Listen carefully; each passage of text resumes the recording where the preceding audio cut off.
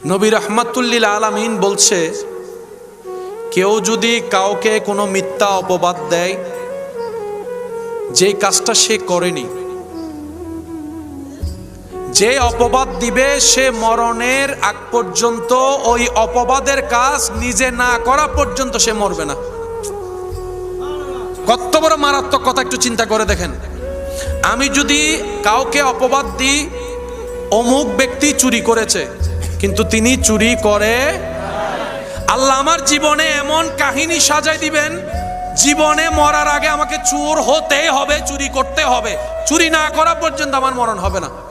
যদি সেই ব্যক্তিটা ধৈর্য ধরে আল্লাহর হুকুমের অপেক্ষা করে।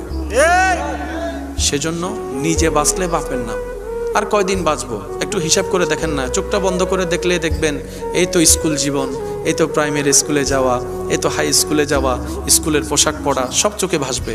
চোখে ভাসবে বন্ধুদের সাথে নিয়ে খেলা করা, চোখে ভাসবে নদীতে পুকুরে গোসল করার দৃশ্যটা, চোখে ভাসবে বৃষ্টিতে ভিজে ভিজে যাওয়া, চোখে ভাসবে 8 আনা 1 টাকার 2 টাকার নারিকেলের আইসক্রিম খাওয়া, দুধের আইসক্রিম খাওয়া, এই তো চোখে ভাসতেছে একটা একটা করে। চোখে ভাসতেছে ছোট্টবেলায় বল খেলা, ক্রিকেট খেলা, এই বল কোথাও পড়ে গেলে সবার থেকে টাকা তুলে আবার বলের কিনা, বলের ট্যাপ কিনা, সব চোখে ভাসবে। কিন্তু এখন যখন চোখটা খুলে ক্যালেন্ডার দেখবেন 2025 সাল চলে এসেছে। 10 বছর 12 বছর 15 বছর কখন যে চলে গিয়েছে কোনো টেরই পাওয়া গেল না। এইভাবে একদিন আপনার আমার সামনে কুল্লু নাফসিন যায়িকাতুল মৌতের বাস্তবতা চলে আসবে। মালাকুল মৌত ফেরেশতা চলে আসবে আর বলবে, আর 1 সেকেন্ডও তোমার থাকার কোনো সুযোগ নাই, রবের পক্ষ থেকে ডাক এসেছে, চলে আসো। সেদিন আফসোস করা ছাড়া আর কোনো উপায় থাকবে না।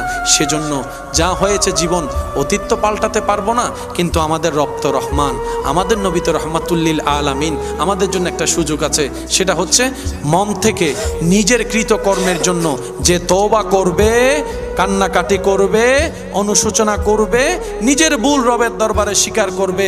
রব্বুল আলামিন বলে, ইন্নাল্লাহা ইয়াগফিরুয যুনুবা জামিয়া। বান্দা, তুমি যদি দিল থেকে, মন থেকে সত্যিকারভাবে আমি রবের কাছে সারেন্ডার করে তওবা করতে পারো, তুমি তওবা করবা একবার, আমি আল্লাহ মাফ করে দিব তোমার সারা জীবনের গুনাহ। সুবহানাল্লাহ।